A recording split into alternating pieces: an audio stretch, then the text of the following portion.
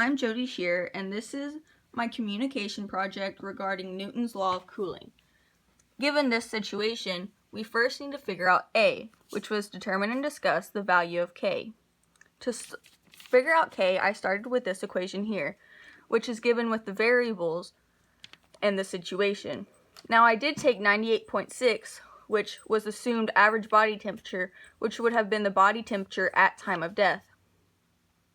From here, I split the equation into two equations.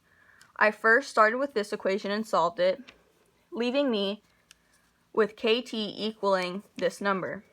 Then, after solving this, I came to this equation. I solved it all the way down and ended up with variable KT here.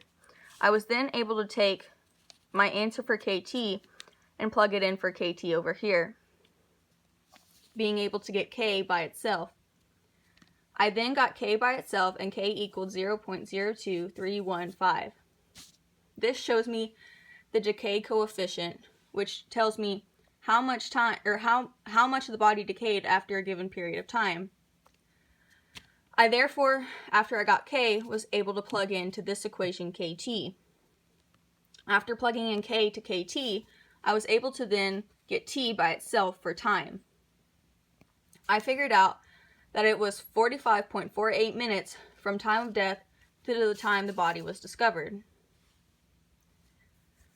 In B, when we wanted the time elapsed from death to discovery, we wanted it in tenth of an hour. So to convert minutes into hours, I divided by 60 to show me a part of a whole. I got 0.758 hours. To convert to tenth of an hour, I rounded up to 0.8 hours, which gave me T, which then solved for B.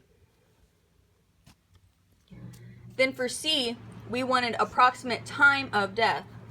So for me, it's much easier to go for minutes and subtract from a time than it is hours. So I converted 0.8 hours back to minutes, which gave me 48 minutes. I took 7:30, which was time of discovery, and subtracted 30 minutes, which gave me 7 o'clock p.m. As shown here, I still had 18 minutes left, subtracted it from 7, and it got me 6:42 p.m., which gave me C, and the final answer to the situation, which time of death was 6:42 p.m. Thank you.